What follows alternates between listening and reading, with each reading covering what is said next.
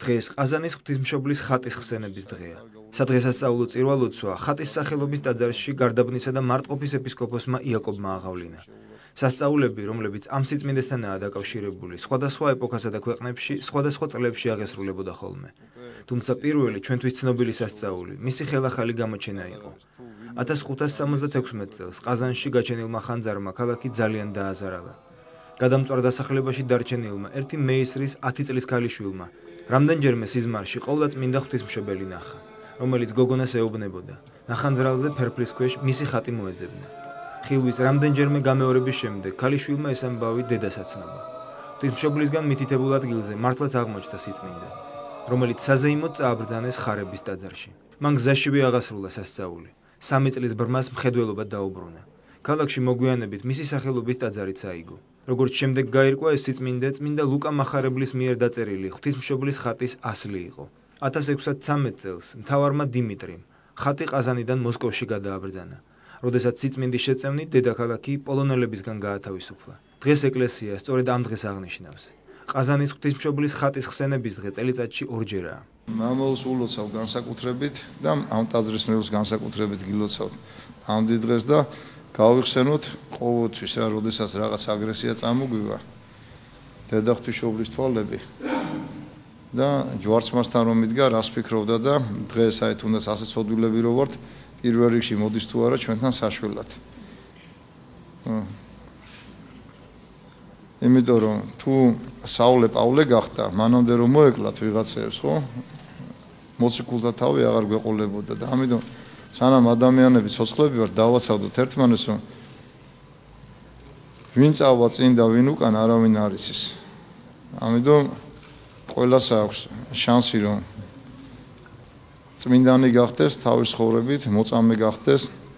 თან ჩვენში გასაკვირი 100,000 მოწამე ყავდა. 6,000 ბერი ყავდა, ჩვენ მათი შთამომავლები ვართ.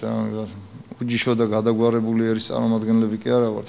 ჩვენ დიდი წინაპრების შვილები ვართ, დიდი მეფეების, დიდი კათოლიკოს პატრიარქების, ღირსი მამების და დედების და საერთოდ ჩვენი წინაპრების. ღმერთმა დაგლოცოთ და ღმერთმა გაგახაროთ. იხარეთ ორსავ სოფელში. ორჯერ არის დღესასწაული. წელიწადში ამ ტაძრისა 21 ივლისი არის ამ ხატის გამოჩინების დღე, გამოცხადების დღე და დღევანდელი დღე არის, აი როცა ტაძრის ამ ხატის შემოტარება მოხდა მოსკოვში, როცა პოლონელები, ასე ვთქვათ, ალყა შემოარტყეს მოსკოვს და ვლადიმერ პროჟასკი იყო ესეთი მთავარი, იმან ყაზანიდან გადააბრძანა ყაზანის ყოვლადწმინდა ღვთისმშობლის ხატი მოსკოვში და ამ ხატის შემოტარების შემდეგ ამ ხატის მადლით მოსკოვი განთავისუფლდა აი ამ ტყვეობისაგან. და აი დღევანდელ დღეს აი ამ დღესასწაულს აღნიშნოთ. ყველა შეგვეწიოს ამ ხატის მადლი, სრულიად საქართველოს ღმერთმა გაგახაროთ, დაგლოცოთ და მრავალს დაგასროთ. ადგილი, სადაც 2003 წელს ყაზანის სასწაულთმოქმედი ხატის სახელობის ტაძრის მშენებლობა დაიწყო, ყოფილი ნატაძრალია. აგურით ნაშენები სამნავიანი ბაზილიკის არქიტექტორი რეზო ჯანაშია. მშენებლობის დასრულების შემდეგ 2009 წელს ეკლესია ახალციხისა და ტაო-კლარჯეთის მიტროპოლიტმა თეოდორემ აკურთხა. დღეს ძალიან დიდი დღესასწაულია ყაზანის ღვთისმშობლობა, ულოცავ სრულიად საქართველოს, ჩვენ უწმინდეს. ყველას აბსოლუტურად, ყველა მართლმადიდებელ ქრისტიანს სასწაულად მიყვარს ეკლესია და დიდი სიხარული ქართველ ერს. და მადლობა ყველაფრისათვის ღვთისმშობელს, აი ამ დღისათვის, რომ აი აქ ვდგევართ და ულოცავ სრულიად საქართველოს. ულოცავ სრულიად საქართველოს, პირველ რიგში უწმინდეს და უდეტარეს, ჩვენს მეუფეს, ილია მეორეს, წმინდა სინოდს, სრულიად საქართველოს, მართლმადიდებელ სამყაროს. ეს ძალიან დიდი ღვთისმშობელი, ძალიან დიდი შემწეა ყაზანის ღვთისმშობელი და მინდა რომ შეეწიოს საქართველოს და ჩვენი დაჭრილი საქართველო გაამთლიანოს. საქართველოში სულ 2 ყაზანის ღვთისმშობლის ხატის სახელობის ტაძარია. ერთი კლდიაშვილის ქუჩაზე მდებარე მხოლოდ 10 წელს ითვლის. მეორე კი 1891 წელს ქალაქ ლაგოდეხშია აგებული და ნეკრესის ეპარქიის საკათედრო ტაძარია. უცხოეთში მცხოვრები ქართველების სტატუსის დამადასტურებელი მოწმობის დიზაინზე გამოსაცხადებელი კონკურსის პირობების შესახებ დღეს დიასპორის საკითხებში სახელმწიფო მინისტრმა პაპუნა დავითაიამ, იუსტიციის მინისტრის მოადგილემ გიორგი ვაშაძემ და დიასპორის სამინისტროს საბჭოს წევრებმა იმსჯელეს. დოკუმენტი უცხოეთის პასპორტს მიმსგავსებული იქნება, თუმცა საკითხზე, რომელზეც ყველა ერთხმად შეთანხმდა, მოწმობაში ქართველ საზოგადო მოღვაწეთა გამოსახულებისა და ნოტებთან ერთად საქართველოს ჰიმნის დართვაა.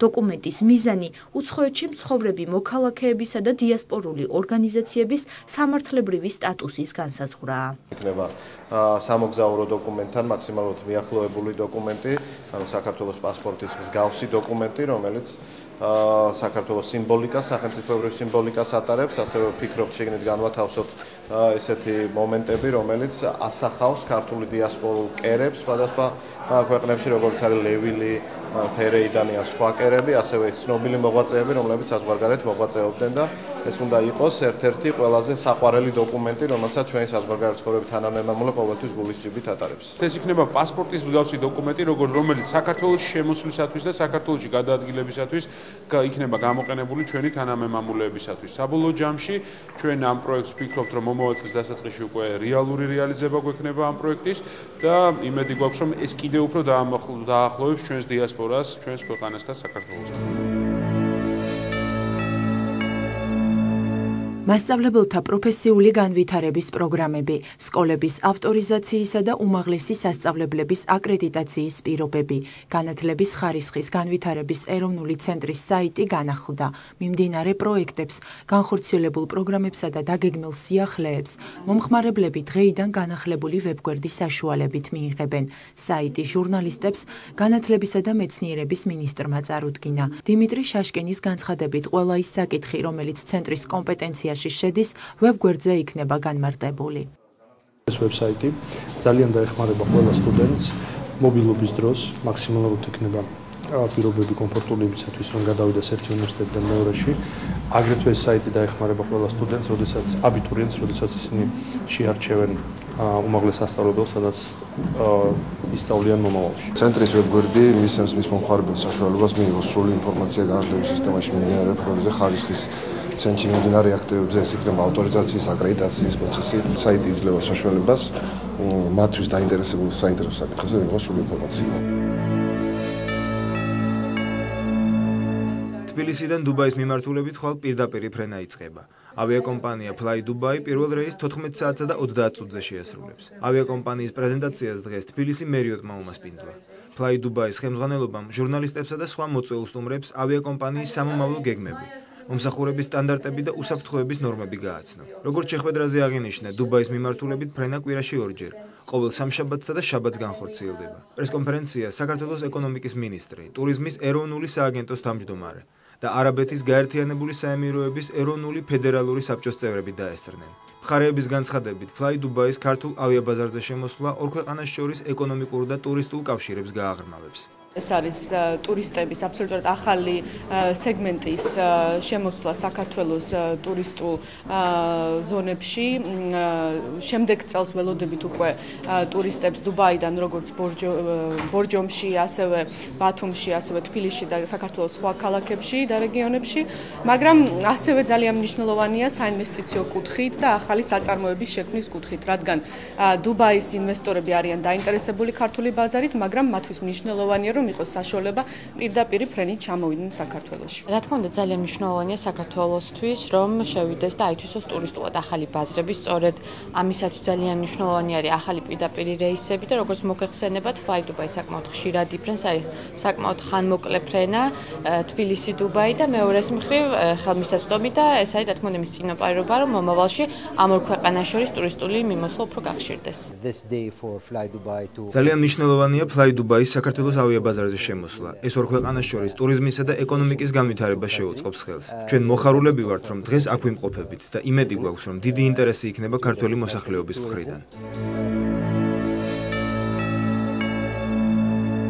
თბილისის სახელმწიფო სამხატვრო აკადემიაში მოგზაურთა კლუბი გაიხსნა. ლაშქრობები, ექსკურსიები და სხვა კულტურული ღონისძიებები. აკადემიის სტუდენტები დღეს კლუბის განრიგს ადგენდნენ. როგორც ორგანიზატორებმა აღნიშნეს, მსგავსი აქტივობები ახალგაზრდებს აძლევს საშუალებას უკეთ გაეცნონ საქართველოს სხვადასხვა კუთხეს, მათ ტრადიციასა და კულტურას. სტუდენტებმა პირველი ლაშქრობა უკვე დაგეგმეს. კლუბის წევრები სამდღიანი ტურით ვარშლოვანის ნაკრძალს ესტუმრებიან. მოგზაურთა კლუბში გაწევრიანება ნებისმიერი მსურველისთვისაა შესაძლებელი. ყველაფერს ნახვა, თქვა დათვალიერება, ჩახატვა, ფოტოს გადაღება, დაპროექტება, მე მგონი ძალიან მნიშვნელოვანია და განსაკუთრებით კარგია სწორედ ისეთი ახალგაზრდებისთვის, რომლებიც მუშაობენ სწორედ ამ მიმართულებით და უნდათ მომსახურონ თავის ქვეყანას, უნდათ თავის ქვეყანას სილამაზე შემატონ და ყველაფერი გაუკეთონ ისაც საუკეთესოა. პირველ ეტაპზე ჩვენ გავდივართ ვარშლოვანში, თუმცა მანამდე ლაგოდეხის მომნახულეთ. ეს კონკრეტული ღონისძიებები ხორციელდება ბატონ გია ბუღაძის ინიციატივით და დაცული ტერიტორიების სააგენტოს მხარდაჭერით. ჩვენ ვფიქრობთ, რომ საკმაოდ მასშტაბური იქნება ეს ღონისძიება და პირველ ეტაპისთვის, რადგან სამხატვრო აკადემიის სტუდენტები იღებენ მონაწილეობას, შემდგომში უკვე სხვა უნივერსიტეტებიდანაც ჩაერთვებიან.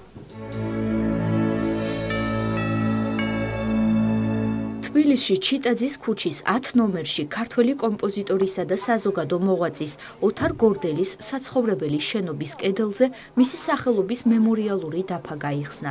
გახსნის საზეიმო ცერემონიალს მუსიკოსის ოჯახის წევრები, მეგობრები და კოლეგები ესწრებოდნენ. მემორიალური დაფის შექმნის ინიციატორი კომპოზიტორის მეუღლე, პიანისტი ლალი მიქავა და საქართველოს კომპოზიტორთა კავშირია. ოთარ გორდელი 1928 წელს თბილისში დაიბადა. დაამთავრა თბილისის კონსერვატორია კომპოზიციისა და საფორტეპიანო კლასის მიმართულებით. შემდგომ კი მოსკოვის კონსერვატორიის ასპირანტურა.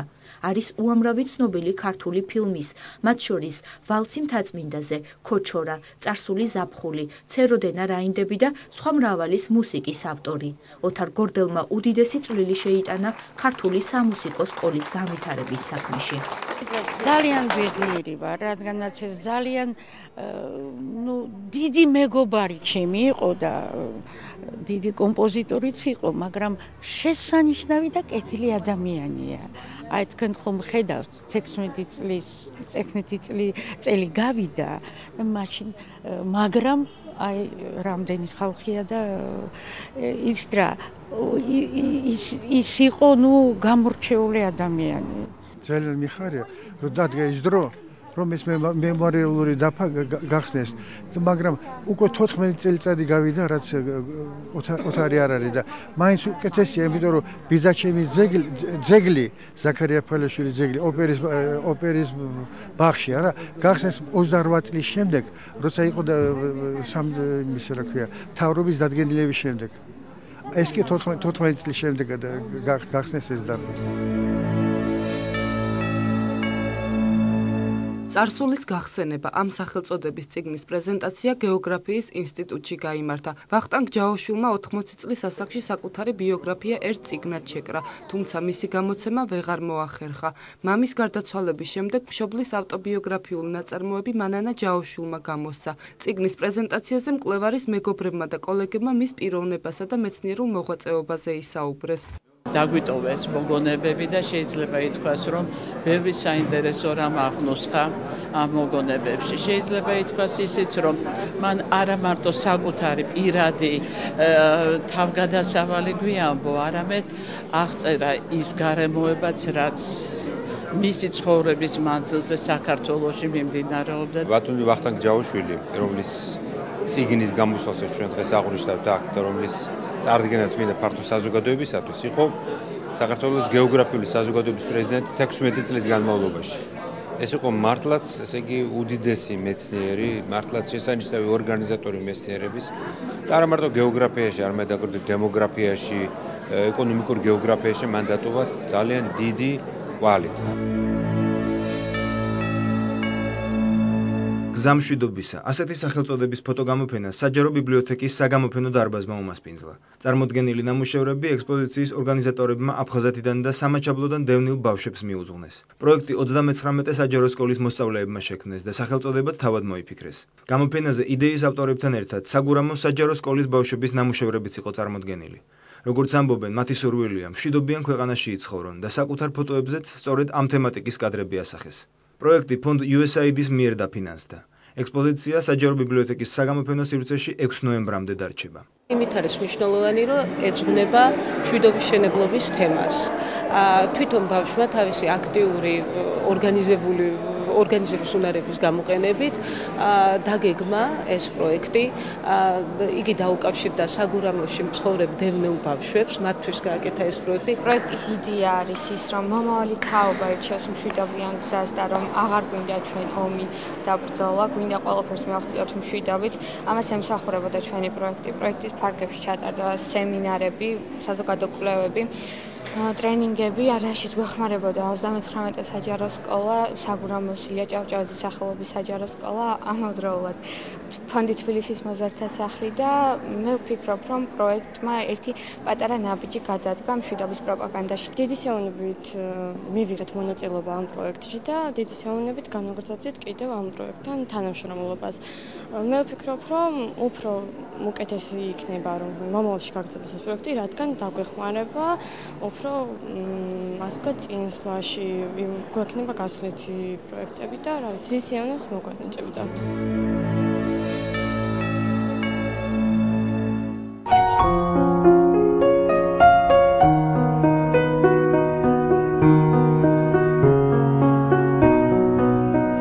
ჯულიან მარტინესი, ფრანგი ხელოვანი, რომელიც უნიკალურ და ორიგინალურ თოჯინებს ქმნის. მისი ექსპონატები გამოირჩევიან ზედმეტი ემოციურობითა და ექსცენტრიულობით. როგორც თავად მარტინესი ამბობს, მისი თოჯინები არ არიან განკუთვნილი ბავშვებისთვის. მათ მიმართ ინტერესს უმეტესად უფროსები იჩენენ. პერსონაჟები ძირითადად სხვადასხვა პროფესიის ადამიანები არიან, რომელთა სახეზე თუ კოსტიუმებზე კარგად ამოიკითხავთ მათ ბუნებასა და მოჭარბებულ ემოციას. ჯულიან მარტინესის ნამუშევრების მიმართ განსაკუთრებით დიდ დაინტერესებას კერძო კოლექციონერები ამჟღავნებენ.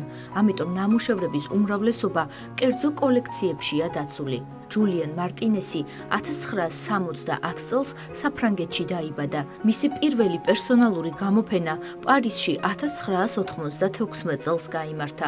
იმ პერიოდში პრესა აქტიურად წერდა პუბლიკაციებს სათაურით. გამოჩნდა ხელოვანი, რომელმაც დამთვალიერებელს შოკი მოჰგვარა. დღეისათვის ჯულიან მარტინესის თოჯინები და მინიატურები გამოფენებსა და აუქციონებზე ყველაზე ძვირადღირებული ექსპონატების სიაშია.